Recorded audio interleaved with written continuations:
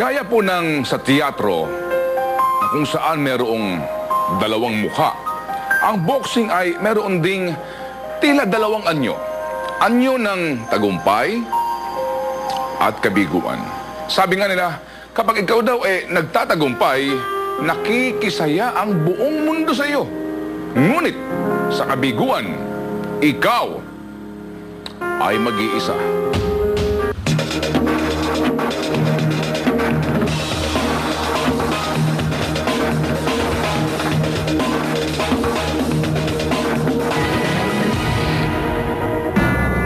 Isa rin sa gumawa ng kanyang sariling tatak sa boxing, si Domingo Pretty Boy Lucas noong dekada 80. World caliber na boxer yan.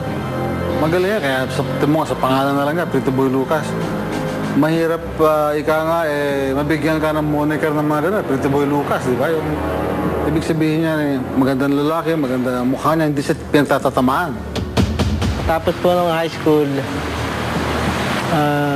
17 anos ako, nilos ako ng pinsang ko si Willie Lucas. Pero hindi ka pa legal age, kumbaga. Pinegi ba yung edad, no? Medyo gumawa po ng magulang na pwede nang lumaban sa professional. The usual line ng isang boksingero is, number 1, para yumaman ako. Pangalawa, sumikat ako. Yun ang pasaporte ng isang mahirap lang para umasenso ang buhay niya. 20 anyos si Pretty Boy nang siya'y tanghaling kampiyon ng IBF Mini Flyweight Division. So, nung ikay sumabak bilang isang professional boxer, nakailang panalo ka? 43 fight ako sa professional, 2 draw, tsaka 7 loss. 1995, sa bansang Japan, sumabak sa bakbakan si Pretty Boy Lucas laban sa isang Koreano. Para magandang kondisyon. Tapos may pinainom po sa akin yung trainer ko. Pampalakas daw. Pagdating ko noon, parang nablangko po kasi ang isip ko eh. Sa second round, pinabakas ako yung kalaban. Patuloy kayo ng bakbakan, second round tumumba siya, nakarecover siya. Ang nagtuloy kayo hanggang 9 na round bago nangyari pagbaksak niya. Natamaan po ako sa ulo. Parang nablangko po. Pagdating ng 9 round po, bumaksak ako. Nung matapos po yung laban, hindi po ako pinadoktor. Tapos umano na kami kumain kami sa restaurant. Hindi ko na po alam, blanco na po ako eh. Hanggang sa umuwi po kami ng bahay daw nung hapon. Panonoodin sa TV yung labang ko po. Delay ng mga 2 oras. Sumakit po yung ulo ko, sumasakit po yung ulo ko. Pinamamasahe ko doon sa trainer ko. Hanggang sa sabi ko masakit yung ulo ko, matutulog ako. Sabi, huwag kang matulog, masama. Bigla na lang po ako nakakomatos. Tulad ni Gores, biniyak rin ang bao ng ulo ni Pretty Boy para maoperahan ang blood clot sa kanyang utak. At bilang proteksyon, nilagyan ng ceramic ang biniyak na bahagi ng kanyang ulo.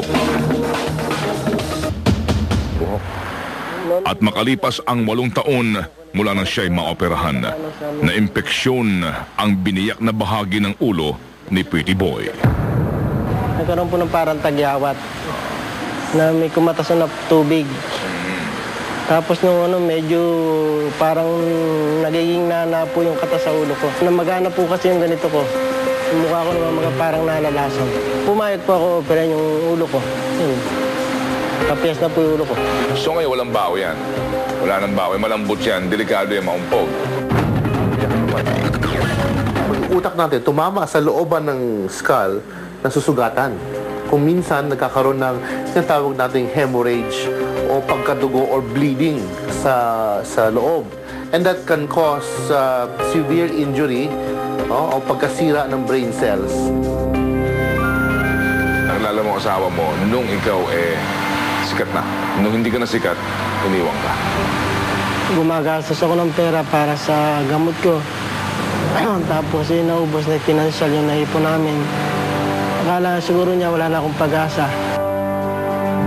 Hindi naman namin pinababayaan ng anak namin kahit pinababayaan ng asawa.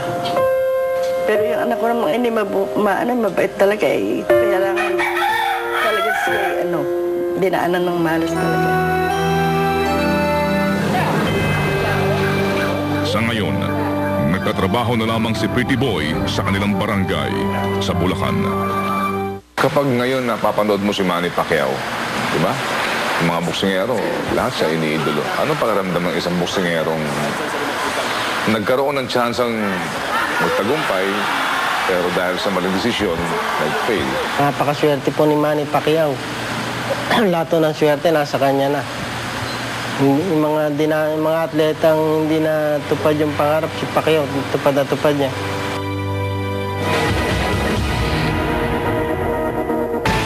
Sana, Ted, gusto kong bumalik sa painting. Pwede ka bang ma-paint ng nude? Aba, matinding hamon ito. Iba ito. May expose yata ang aking baby fat.